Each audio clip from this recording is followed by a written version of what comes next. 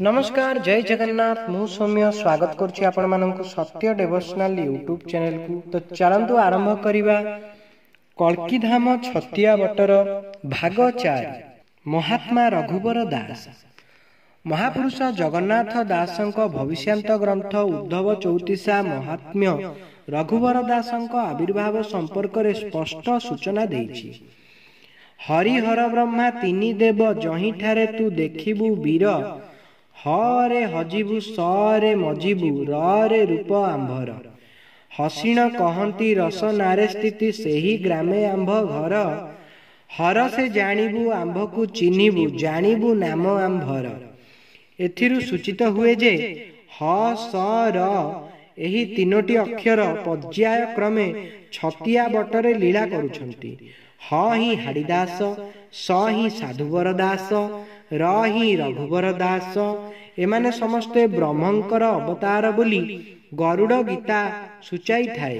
पिता पुत्र नाती एकई मूरति एक अंग एक देही, दर्पणी मध्यरे कलागिरी ठारे गरुड़ देखिबु तुही। ब्रह्मंकर रजगुणर प्रतीक महात्मा रघुवर दास मालिका सूचना देउछि। 1830 मसीह तांकर जन्म, 1912 मसीहा कार्तिक शुक्ल चतुर्दशी तिथि महात्मा रघुवर दास इहलीला संवरण कले। तांकर वेशभूषा ओ मुखमंडल स्त्री लोकंक सदृश थिला। तांकरी समय रे पुण्यधाम छतिया बटरे समाधि उपरे मूर्ति पूजार शुभारंभ हैला। हाड़ीदासंक समाधि उपरे बलभद्रंक विग्रह ओ साधुवर दासंक समाधि उपरे जगन्नाथंक विग्रह सेही स्थापना कले। बरडा छपर तले खड़ग धारण करी माटीरे निर्मित एही दुई दिय रघुवर दासंक परिवारर सदस्यंक द्वारा पूजा पाइले। निर्गुण ब्रह्म अनंत विष्णुंकर प्रकाश हेउछंती स्वयं बलदेव।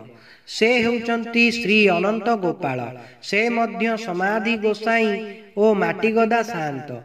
पूर्ण ब्रह्मंकर निराकार कलार प्रकाश हेउचंती स्वयं जगन्नाथ। महात्मा रघुवर दास राधाकृष्ण मंदिर, गोलाक वैकुंठ ओ बटवृक्ष मूलरे काउरी मंडल निर्माण करिबा सहित राधाकृष्ण मंदिर हाड़ीदासंक लेही पूजार प्रचलन आरंभ कले। केवल निज परिवार सदस्य माने ही एही पूजार्चना रे निजकु नियोजित करुथिले।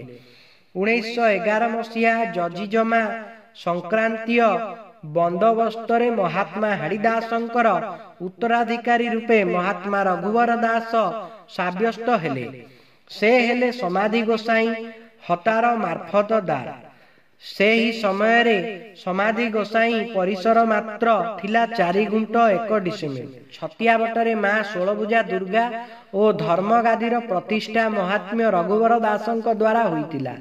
तांको समय रे मध्य भिक्षावृत्तिर प्रचलन थिला। उपुला ग्रामरु भिक्षावृत्ति सारी छतिया बटकु फेरुतिबा बाटरे स्वर्ण रे निर्मित एक 16 भुजा दुर्गा प्रतिमा को रघुवर दास पाइथिले। एही प्रतिमा को से साधुवर दासंक समाधिर उत्तर भागरे वर्तमानर दुर्गा मंदिर जगारे प्रतिष्ठा कले। बरडा छपर छात तले मांकर पूजार्चना विधि मुताबक करागला। सुनार अन्य नाम कनक होइतिबारु एही सुनार दुर्गा प्रतिमा को महात्मा रघुवर दास कनक दुर्गा नाम रे विख्यात कले। एतद व्यतीत छतिया बटरे जगन्नाथ बलभद्र और सुभद्रांक क्षुद्रकाय दारु विग्रह मध्य से प्रतिष्ठा करिथिले।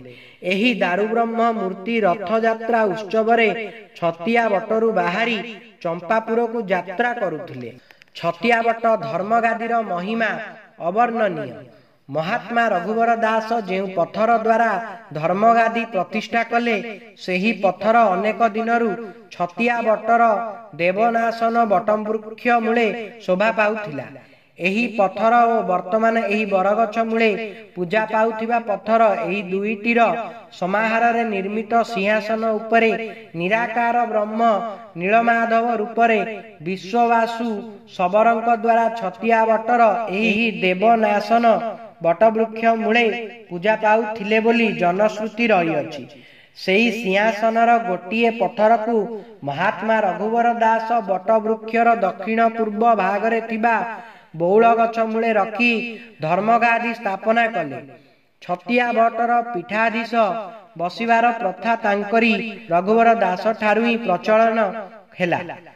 ଖଦଡ଼ ଧୋତି ଓ ପଞ୍ଜାବୀ ସାଙ୍ଗକୁ ମୁଣ୍ଡରେ ଠେକା ଏହି ବେଶଭୂଷାରେ ସିଂହାସନରେ ଉପବିଷ୍ଟ ହୋଇ ମହାତ୍ମା ରଘୁବର ଦାସ ଛତିଆ ବଟ ଅନୁଗାମୀ ମାନଙ୍କର ଦୁଃଖ ଶୁଣୁଥିଲେ। ତାଙ୍କର ହୁକୁମ ଥିଲା ଅକାଟ୍ୟ। ଛଣ ଛପର ତଳେ ଥିବା ଏହି ଧର୍ମଗାଦିକୁ ଛତିଆ ବଟ ଅନୁଗାମୀ ମାନେ ଜଗନ୍ନାଥଙ୍କର ରତ୍ନ ସିଂହାସନର ମାନ୍ୟତା ଦିଅନ୍ତି। ମହାତ୍ମା ରଘୁବର ଦାସଙ୍କ ସମୟରେ ଛତିଆ ବଟରେ ରଥଯାତ୍ରା, ବାହୁଡା ଯାତ୍ରା, ସ୍ନାନ ପୂର୍ଣ୍ଣିମା, ଝୁଲଣ ଉତ୍ସବ, ଦୋଳ ପର୍ବ ଓ ଦୁର୍ଗା ପୂଜା ଉତ୍ସବ ପାଳନର ଶୁଭାରମ୍ଭ ହୋଇଥିଲା। ରଘୁବର ଦାସଙ୍କ ଠାରୁ ଶିଷ୍ୟ କରିବାର ପରମ୍ପରା ଛତିଆ ବଟରେ ଆରମ୍ଭ ହେଲା।